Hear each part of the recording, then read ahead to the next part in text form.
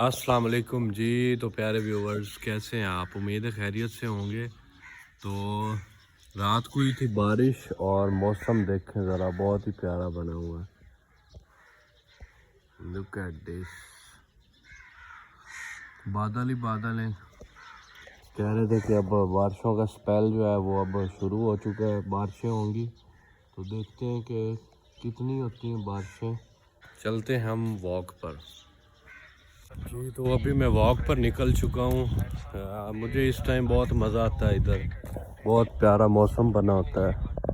और ख़ास तौर पे ये जो आजकल मौसम है बहुत ही मेरा फेवरेट, मुझे बहुत ही पसंद है ये मौसम। ये जो फरवरी के एंड से शुरू होता है और मार्च और अप्रैल, ये 2-2.5 महीने मुझे बहुत पसंद है। ये वाला मौसम दरमियाना सा नॉर्मल सा मौसम होता है और खुशबू फैली होती है और हर तरफ फूल जो है वो निकल रहे होते हैं, दरख्त भी नए फूट रहे होते हैं, उनकी शाखें जिक्र किए जा रहे हैं, लेकिन उसका तवक्कल नहीं है। तवक्कल कुरानिक एटीट्यूड है कि तवक्कल भी तो करना है ना अपने अल्लाह सुब्हानहू तआला की ज़ात पे। ये देखें जी, बेर का दरख्त है, बेर लगे हुए हैं। आपको समझना पड़ेगा तवक्कल क्या है। ये आपको समझना पड़ेगा बचपन में हम लोग बहुत बेर खाया करते थे। नबी ने देखी तो मैं कौन हूँ। आपको समझना पड़ेगा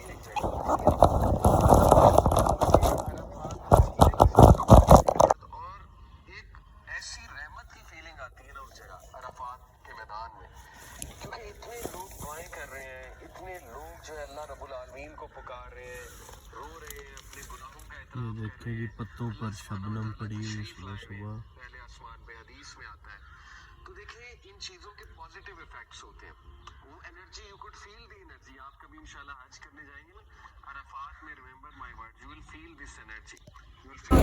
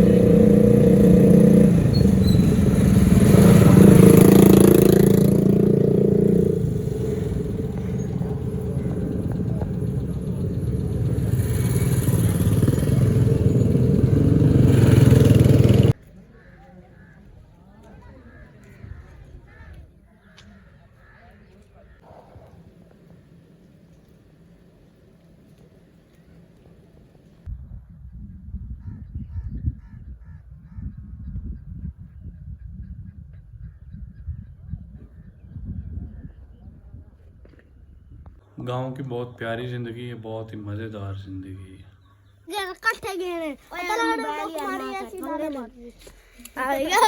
वीडियो बन गई। अरे यार ना बना ना कर यार, बना ही जांदा ये तू आ बन गई ना।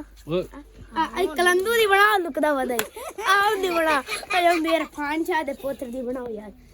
आजो आपके शरीफ तो ना ये तो कैमरे दे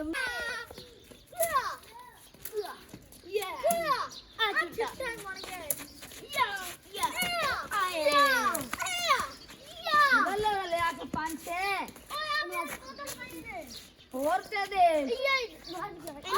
और दो अल्लाह डोली में अल्लाह